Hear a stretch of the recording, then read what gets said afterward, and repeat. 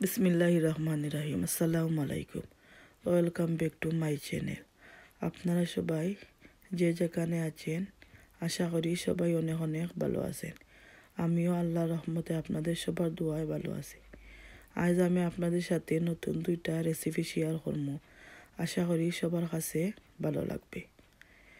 ভালো লাগলে অবশ্যই প্লিজ আমার ফুল ভিডিওটা দেখবা আর একটা লাইক করবা, কমেন্ট করে জানাইবা কেমন হয়েছে। টাইটেল দেখে অবশ্যই বুঝতে পারছেন আমি কি রান্না করব। তাহলে চলুন আমি রান্নাগুলো আপনাদের সাথে শেয়ার করি। আমি যেভাবে রান্না করি সেভাবে আপনাদের সাথে শেয়ার করার চেষ্টা করি। যারা যারা চিনেন তারা তো অবশ্যই চিনেন, যারা চিনেন না তাদের কাজে আসবে। তাই এখানে দেখতে পারছেন একটা ক্যারেট নিছি, এটার এখন পাতাকপি। আর এখানে আমি চিংড়ি মাছরে ভালোভাবে ধুয়ে পরিষ্কার করে নিয়েছি। আর এখানে আমি এক ব্লক বাইং মাছ নিছি, এটা আমরা সিলেটি রাখো ওই ফাটা বাইং। এই বাংটাকে আমি বোনা করব। আর এখানে দেখতে পাচ্ছেন প্রথমে আমি ক্যারেটটাকে আমি এখন পানি না দিয়ে একটু লবণ দিয়ে এটাকে আমি যে পানি থাকে এই এটাকে আমি বয়েল করে নেব। এখন আমি বাইং মাছটাকে রান্না করার জন্য প্রথমে একটা পানির মধ্যে তেল দিয়া রসুন কুচি দিছি, দিয়া আমি এখন পেঁয়াজ কুচি দিছি। এখন আমি আমার স্বাদ মতো লবণ দেব, দিয়ে আমি পেঁয়াজটাকে ভালোভাবে ব্রাউন কালার করে নেব। কারণ পেঁয়াজটা যত আমরা ভেজে নেব, মশলাটাকে যত ভেজে নেব তরকারির স্বাদটা দ্বিগুণ বেড়ে যাবে। এখন দেখতে পাচ্ছেন এটা থেকে অনেক পানি চলে এসেছে, তাই এটাকে আমি এভাবে সিদ্ধ করে নেব। তাই রান্নাটা করতে খুব সহজ হবে। এভাবে রান্না করলে খেলেও চিংড়ি মাছ দিয়ে অনেক টেস্টি হয়। এখন দেখতে পাচ্ছেন আমার বাইং মাছের পেঁয়াজটা ব্রাউন কালার হয়ে গেছে। তাই এখন আমি আমার পরিমাণ মতো মশলা দেব। এটার মধ্যে আমি একটু জাল পরিমাণটা বেশি দেবো। আপনারা যারা জাল পরিমাণটা কম খান তারা কম দেবেন, আর যারা জাল খেতে বেশি ভালোবাসেন তারা তাদের পরিমাণ মতো দেবেন। তাই আমি দিছি 1.5 চামচ মরচুর গুঁড়া, 1 চামচ হলদর গুঁড়া, ধনিয়া গুঁড়া দিয়ে এটাকে আমি 5 মিনিটের মতো কষিয়ে নেওয়ার পর এখন আমি পানি দিয়ে দিয়েছি। কারণ আমি গরম পানি দিই, তাই গরম পানি দিলে তার হাইটা খেতে অনেক টেস্টি হয়, রান্নাটাও সহজে হয়ে যায়। এখন আমি ভালোভাবে নাড়াচাড়া করে ঢাকনা দিয়ে ঢেকে দিয়েছি।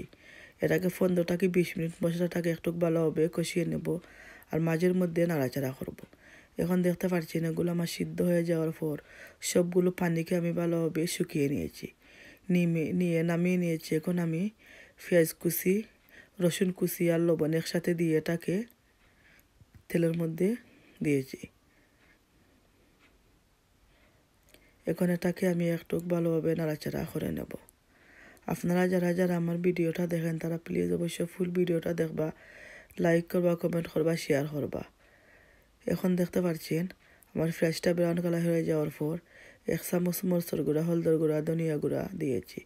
আর আপনারা যারা আমার রেগুলার ভিডিও দেখেন তারা অবশ্যই জানেন যে আমি মাছ রান্না করতে অন্য কোনো মশলা ইউজ করি না।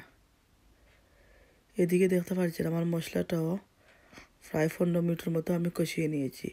তেলটা উপরে চলে এসেছে, তাই এখন আরও কিছুক্ষণ জাল কষিয়ে নেওয়ার পর তারপরে আমি মাছগুলা দেব। এদিকে এখন আমি চিংড়ি মাছগুলা পেঁয়াজ মশলার সাথে ভালোভাবে কষিয়ে নেব। কারণ চিংড়ি মাছের মধ্যে একটু মশলাটা ভিতরে ঢুকে গেলে খেতে অনেক টেস্টি লাগবে। তাই এটাকে 5 মিনিটের মতো কষিয়ে নেব। কারণ অলরেডি তো কপিগুলো আমি সিদ্ধ করে নিয়েছি, তাই এটাকে বেশিক্ষণ সময় লাগবে না। দেখতে পাচ্ছেন চিংড়ি মাছটা আমার কষানো হয়ে গেছে। চিংড়ি মাছ থেকে অনেক পানি বের হয়, তাই এখন আমি পাতাকপিগুলা দিয়ে দেব। এটাকে তো 5 থেকে 6 মিনিট আমি ভালোভাবে কষিয়ে নিয়েছি চিংড়ি মাছগুলাকে। তাই দেখতে পাচ্ছেন এখন আমি সবগুলোকে একসাথে দিয়েছি, কারণ এগুলো তো অলরেডি সিদ্ধ করা হয়ে গেছে। এটা এভাবে রান্না করলে খেতে অনেক টেস্টি হয়, খেতে অনেক ভালো হয়েছে। আপনারা অবশ্যই ট্রাই করে দেখবেন।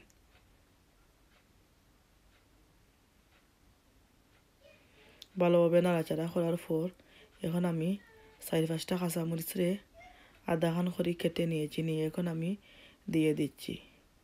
এটাকে আর 3-4 মিনিট এভাবে রান্না করলে হয়ে যাবে, কারণ এটার মধ্যে থেকে কোনো পানি চলে আসবে না। অলরেডি আমি এটাকে সিদ্ধ করে সবগুলো পানি, এটা এভাবে করলে অনেক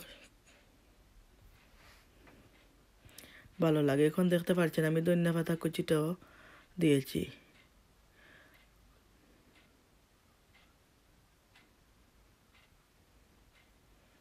যারা যারা আমার চ্যানেল নতুন তারা আমার চ্যানেলটাকে সাবস্ক্রাইব করবেন, আর যারা যারা করেছেন তাদের সবাইকে অসংখ্য ধন্যবাদ। এদিকে আমার মশলাটা অনেকক্ষণ সময় ধরে আমি কষিয়ে নিয়েছি। এখন আমি বাইং মাছগুলো দিয়ে দিচ্ছি। এই বাইং মাছটা খেতে আসলে অনেক টেস্টি, আমার কাছে ভালো লাগে। জানি না অনেকের কাছেও ভালো লাগতে পারে, অনেকে বাইং মাছ খাই না, ভালো খাই না, কিন্তু বাইং মাছ সব মাছ থেকে খেতে অনেক টেস্টি একটা মাছ। আর বাইং মাছের মধ্যে আমি একটু পরিমাণ জালটা বেশি দিই, কারণ আমার কাছে ভালো লাগে। এটাকে এখন আমি ভালোভাবে নাড়াচাড়া করে, কারণ এটার মধ্যে আমি কোনো পানি দিতাম না। এটাকে এভাবে রান্না করলে, লো করে রান্না করলে এটার থেকে অনেক পানি চলে এসেছে। আমি তাই 3-4টা কাঁচামরিচ দিয়েছি। দেখতে পাচ্ছেন সামান্য একটু পরিমাণ পানি চলে এসেছে, তাই আমি গ্যাসটাকে লো হিটে করে রান্না করব। এখন আমি ধনিয়া পাতা কুচি দিয়ে দিচ্ছি, কারণ এটা হতে বেশিক্ষণ সময় লাগবে না। অলরেডি আমি মশলাটাকে বেশ কিছুক্ষণ ধরে কষিয়ে নিয়েছি। আজকের 2টা রেসিপি আপনাদের কাছে ভালো লাগলে লাইক, কমেন্ট, শেয়ার, সাবস্ক্রাইব করবেন। আর সব সময় আমার যেভাবে সাপোর্ট করে এসেছেন, আশা করি সব সময় আমাকে এভাবে সাপোর্ট করবেন। আমার ভিডিওগুলো আপনারা দেখবেন, একটা লাইক করবেন, কারণ লাইক করতে তো কোনো পয়সাও লাগে না, কষ্টও লাগে না। লাইক একদম ফ্রি। দেখতে পাচ্ছেন কতটুকু জোর জোড়া হয়েছে আমার ভাজিটা, তাই এখন নামিয়ে নেব। আজকের 2টা রেসিপি খুব সহজ রেসিপি, এগুলো খেতেও যেমন মজা, রান্না করতেও খুব সহজ, তাই আপনাদের সাথে শেয়ার করলাম যাতে আপনাদেরও কাজে আসে।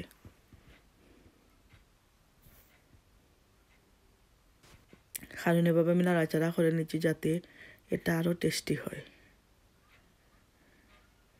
বাইং মাছটা আমার হয়ে গেছে, তাই এখন আমি নামিয়ে নেব। আশা করি আজকের রান্নার 2টা সহজ রেসিপি আপনাদের কাছে ভালো লাগবে। ভালো লাগলে like, comment, share and subscribe করবেন। সাথে থাকার জন্য ধন্যবাদ। আল্লাহ হাফিজ।